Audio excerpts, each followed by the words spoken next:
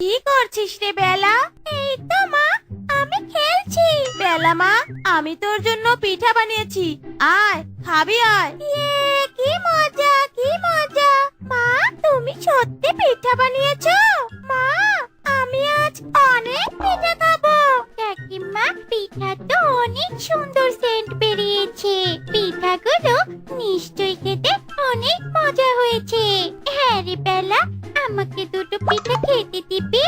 মা, আমার জন্য পিঠা বানিয়েছে, আমি কেন তোকে পিঠা খেতে দেব? আমি আমার ভাগের কোনো পিঠা তোকে দিতে পারবো না রে শিলু। শিলু, তুই তোর মাকে বলিস তোর মা তোকে পিঠা বানিয়ে দেবে। আমার মেয়ের খাবারে নজর দিস না তো। অনেক হয়েছে খেলা, আর খেলতে হবে না, এখন বাড়িতে চলে যা। আর বেলা, তুই ঘরে চলে আয়, আমি তোকে পিঠা খেতে দেই, না হলে যে পিঠা ঠান্ডা হয়ে যাবে রে। তারপর শিলু নিজের বাড়িতে চলে যায়। কি হয়েছে শিলু, মুখটা এভাবে ভার করে আছিস কেন রে মা? মা, আজ বেলার মা পিঠা বানিয়েছিল, আমি পিঠা খেতে চেয়েছিলাম বলে আমাকে অনেক কথা শুনিয়েছিল ওরা।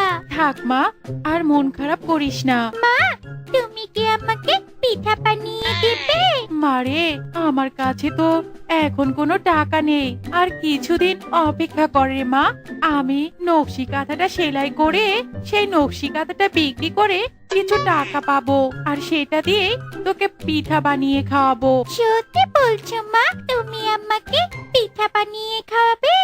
ইয়ে, কি মজা, কি মজা। মা আমাকে পিঠা বানিয়ে খাওয়াবে।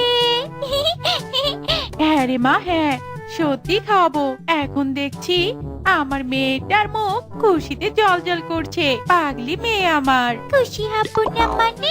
তুমি আমাকে পিঠা বানিয়ে খাওয়াবে আর আমি খুশি হব না?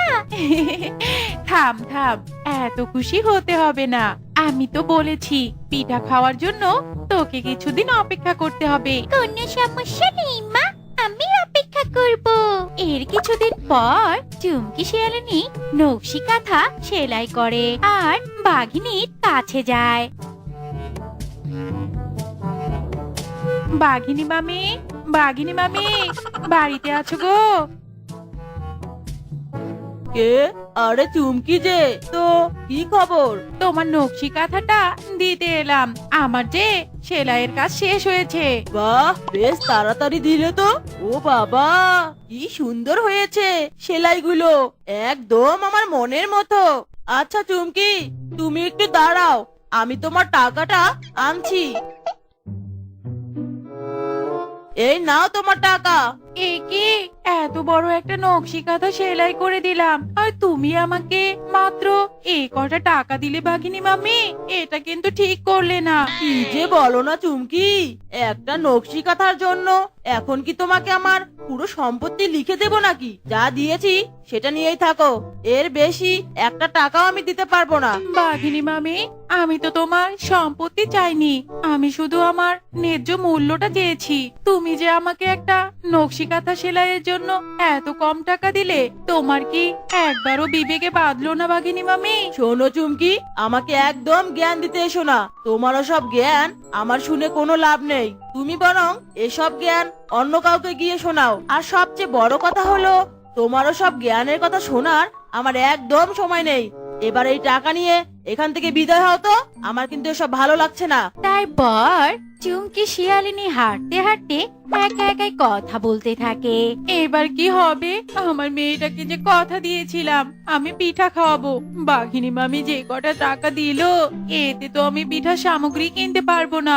তবুও যেটুকু পারি ততটুকুই কিনি, কি আর করার, গরিবের কপালে এমনটাই হয়। এই কথা বলতে বলতে চুমকি শিয়ালিনী দোকানে যায়। বাঘ মামা, আমাকে পিঠা বানানোর জন্য আটা দিন তো, আর তার সাথে পিঠা বানানোর সব সামগ্রীও দিন। হ্যাঁ চুমকি, দিচ্ছি। তা মেয়ে বুঝি পিঠা খাওয়ার জন্য বায়না ধরেছে? হ্যাঁ, ঠিক ধরেছো বাঘ মামা, শিলু পিঠা খাওয়ার জন্য বায়না ধরেছে। তা বেশ তো, ভালো ভালো। শীতের দিন পিঠা পুলি না খেলে কি আর চলে? আমিও ভাবছি বাড়িতে গিয়ে আজ বউকে পিঠা বানাতে বলবো। এই নাও তোমার জিনিসপত্র। চুমকি, এই নাও। দিন দিন, আর এই নিন আপনার টাকা। বাঘ মামা, আপনাকেও পিঠা খাওয়ার দাওয়াত দিলাম, কিন্তু দেখলেনই তো কত কম জিনিস নিলাম আমি। হ্যাঁ হ্যাঁ, বুঝতে পেরেছি রে চুমকি, কোনো সমস্যা নেই। তোমার মেয়ে পিঠা খেয়ে তৃপ্তি পেলেই হলো। আচ্ছা বাঘ মামা, আমি তাহলে এখন আসি। হ্যাঁ হ্যাঁ, যাও যাও। তারপর চুমকি শিয়ালিনী বাড়িতে গিয়ে পিঠা বানানো শুরু করে। মা, তুমি কি পিঠা বানাচ্ছ? তেলে ভাজা পিঠা বানাচ্ছি রে মা। খুব সুন্দর সেন্ট আসছে মা। মনে হয় খেতেও অনেক স্বাদ হবে। হ্যাঁ রে মা, আমি জানি তোর খেতে অনেক ভালো লাগবে। আর কতক্ষণ লাগবে মা? আমাকে আর তোর সইছে না। আমি কখন পিঠে খাবো মা?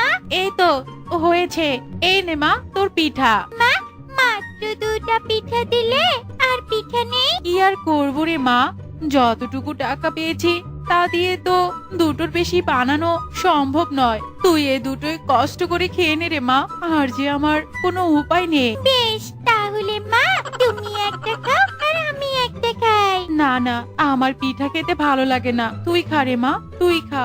তুই তৃপ্তি করে পিঠা খেলে যে তবেই আমার পিঠা বানানো সার্থক হবে। আচ্ছা ঠিক আছে মা, আমি বরং বাইরে যাই, বাইরে ঘুরে ঘুরে পিঠা খাই। সে কি রে শিলু, তুই বাইরে ঘুরে ঘুরে পিঠা খাবি কেন?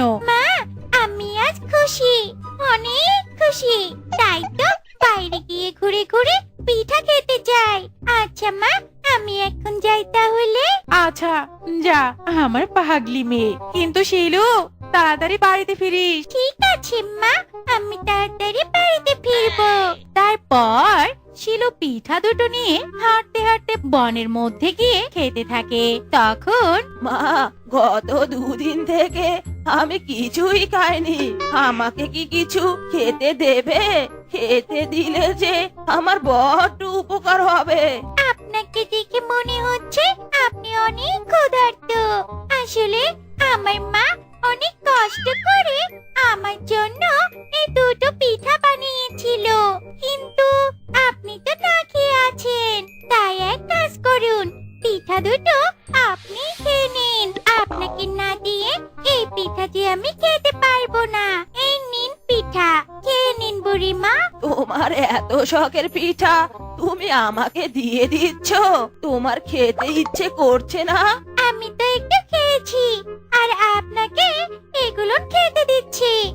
এটা মা শুনলে অনেক খুশি হবে। তারপর আরো টাকা পেলে মা নিশ্চয় আমাকে আবার পিঠা বানিয়ে দিবে। আপনি খেয়ে নিন তো বুড়িমা, খেয়ে নিন, আমার জন্য চিন্তা করবেন না। তারপর বুড়িমা পরি হয়ে যায়। ও মা, এ কি দেখছি আমি? বুড়ি দাদু পরি হয়ে গেল কি করে? হ্যাঁ, আমি আসলে একটা পরি। তুমি অনেক দয়ালু আর ভালো মনের পশু, তাই তোমাকে আমি একটা উপহার দিতে চাই। উপহার? কি উপহার পরি দিতে? উপহার নিতে যে তোমাকে আমার সাথে আমার রাজ্যে যেতে হবে। তোমার রাজ্য? হ্যাঁ, আমার রাজ্য। আচ্ছা ঠিক আছে, চলো, আমি যেতে চাই, যেতে চাই তোমার রাজ্যে। তারপর পরি শিলুকে তার রাজ্যে নিয়ে যায়।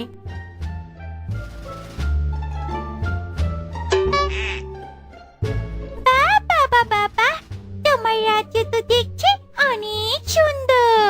আমাদের রাজ্য কি তাহলে তোমার পছন্দ হয়েছে?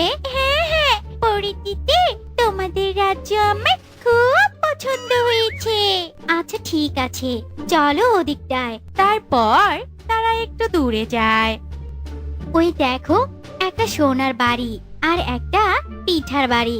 তোমার যে বাড়িটা পছন্দ তুমি সেই বাড়িতেই যেতে পারবে। পিঠার বাড়িতে কি আছে পরি দিদি?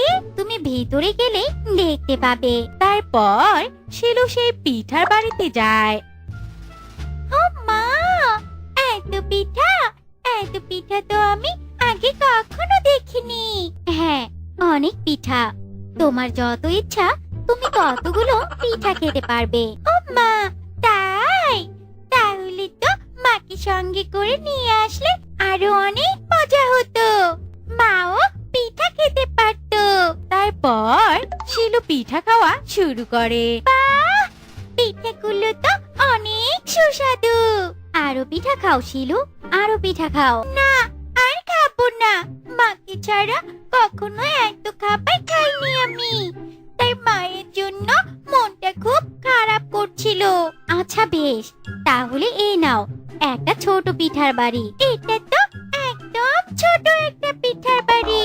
হ্যাঁ, তোমার আর তোমার মায়ের যখন পিঠা খেতে ইচ্ছে করবে তখন এই বাড়ির দরজায় হাত ঢোকালে পিঠা বের হয়ে আসবে। আর এটা আমার পক্ষ থেকে তোমাদের জন্য ছোট্ট একটা উপহার। সত্যি বলছে পরি দিদি? জানো পরি দিদি, আমার মা না এটা দেখলে অনেক খুশি হবে। আমাকে আমার মায়ের কাছে নিয়ে চলো পরি দিদি। আমি যে আমার মাকে ছাড়া বেশিক্ষণ থাকতে পারি না। আচ্ছা বেশ, চলো তোমাকে আমি তোমার মায়ের কাছে নিয়ে যাই। তারপর পরি শিলুকে তার বাড়িতে নিয়ে যায়। মা দেখো কি উপহার নিয়ে এসেছি। কি নিয়ে এসেছিস রে মা? এই দেখো পিঠার বাড়ি এনেছি। তারপর শিলু তার মাকে সবটা খুলে বলে। কি বলছিস রে মা এসব? এমন আবার হয় নাকি? আমি সত্যি বলছি মা, সব সত্যি বলছি। আচ্ছা ঠিক আছে, একটা কাজ কর, কিছু পিঠা নিয়ে কাল না হয় বেলাকে দিয়ে আয়। না মা, ওরা আমাকে সেদিন পিঠা খেতে দেয়নি। তাতে কি হয়েছে? হিংসা করতে নেই রে মা, হিংসা করতে নেই। তুই কাল ওদের বাড়িতে গিয়ে কিছু পিঠা দিয়ে আসবি, ওরা অনেক খুশি হবে। ঠিক আছে মা, আমি ওদেরকে পিঠা দিয়ে আসবো। পরের দিন বেলা, বেলা, বাড়িতে আছিস? কে? শিলু, তা তুই আমাদের বাড়িতে কেন রে? আমি তোদের জন্য কিছু পিঠা নিয়ে এসেছি। মা যে তোদের জন্য পিঠা পাঠিয়েছে। কাকিমা পাঠিয়েছে? তা শিলু, তোর মা এত টাকা কোথায় পেল রে? তারপর শিলু বেলা আর বেলার মাকে সবটা খুলে বলে। আচ্ছা ঠিক আছে, তুই এখন বাড়িতে যা শিলু। আচ্ছা ঠিক আছে কাকিমা, আমি তাহলে বাড়িতে গেলাম। বেলা, পিঠাগুলো খাস কিন্তু, অনেক মজার। এই কথা বলে শিলু তার বাড়িতে চলে যায়। বেলা দেখলি, শিলু আর ওর মা অনেক বোকা। তা না হলে কেউ কি সোনার বাড়ি ছেড়ে পিঠার বাড়িতে যায়? শোন, তুইও বনের ভিতরে পিঠা নিয়ে যা, তোকে নিশ্চয়ই পরি তার রাজ্যে নিয়ে যাবে। ঠিক বলছো মা। তারপর বেলা বনের ভিতরে গিয়ে পিঠা খেতে থাকে। আর তখনই সেখানে পরি বুড়ির বেশে চলে আসে। মা, আমি গত দুদিন থেকে কিছুই খাইনি, আমাকে কিছু খেতে দাও মা, আমার যে বড্ড ক্ষুধা লেগেছে। বেশ তো, এই নিন পিঠা, পিঠাটা খেয়ে নিন। তোমার এত শখের পিঠা তুমি আমাকে দিয়ে দিচ্ছ? তোমার খেতে ইচ্ছা করছে না? না না বুড়িমা, আমাদের বাড়িতে প্রায়ই পিঠা বানানো হয়, আপনি পিঠাটা খান। তারপর বুড়ি পরি হয়ে যায়। তুমি অনেক ভালো, তোমার জন্য একটা উপহার আছে। চলো আমার সাথে আমার রাজ্যে। আচ্ছা ঠিক আছে, চলো চলো। তারপর তারা পরীর রাজ্যে যায়। তোমার সামনে যে দুটো বাড়ি দেখতে পাচ্ছ, সেই দুটো বাড়ির মধ্যে তোমার যে বাড়িতে খুশি হবে যাওয়ার, তুমি সেই বাড়িতেই যাবে। আমি ওই সোনার বাড়িতে যাব। আচ্ছা বেশ, যাও তাহলে। এরপর বেলা সোনার বাড়িতে ঢোকে।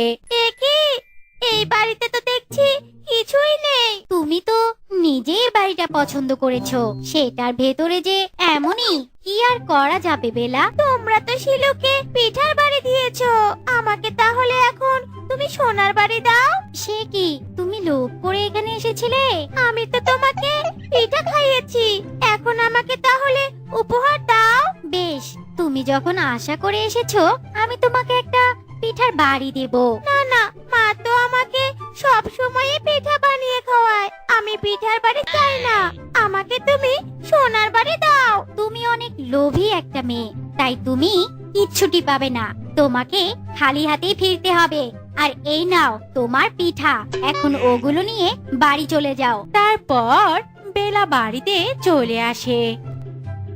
কিরে বেলা, সোনার বাড়ি কোথায়? এরপর বেলা তার মাকে সব কথা খুলে বলে। তাই বলে খালি হাতে ফিরে আসবি? আর অন্যদিকে শিলুরা পিঠা বিক্রি করে নিজেদের উন্নতি করতে থাকে।